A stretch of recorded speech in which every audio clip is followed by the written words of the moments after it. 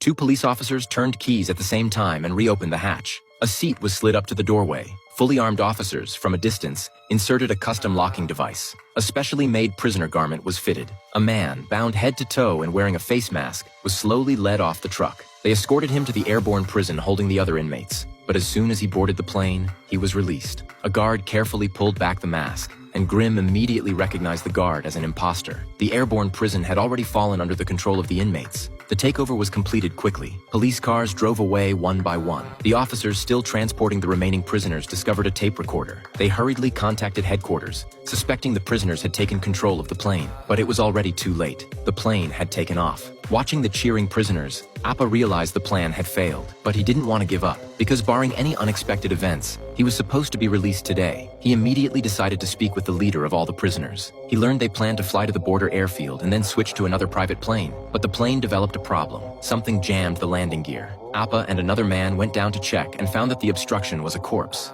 Appa suddenly had a bright idea. While the prisoner were distracted, he quietly wrote a clue on the body with a pen. Then they quickly tossed the corpse off the plane. Seeing the clue written on the clothing, the police called the chief and told him to head to the border airfield immediately. But the only helicopter was already in the air, tracking the signal. The guard suggested he drive, since driving might get him to the airport faster. The chief paused to think for a moment, then turned and took off. Seeing his own beat-up car, he hesitated briefly but chose the boss's flashy supercar instead. When he arrived early at the airfield, then he heard a roar as plane touched down. This airfield had been abandoned for years, and the runway was cluttered with debris. The pilot had to make an emergency maneuver. The chief leaned out to look and nearly had his hand sliced off by a wing. Luckily, the pilot braked in time. The plane stopped with less than 2 meters to spare in front of a huge gas tank. The cabin door opened slowly and everyone climbed out. But the son of the rescued mob boss told the inmate leader that the pickup plane would be delayed. The leader had no choice but to wait. But after a long time, there was still no sign of the pickup. So they decided to change plans and pulled the other plane out.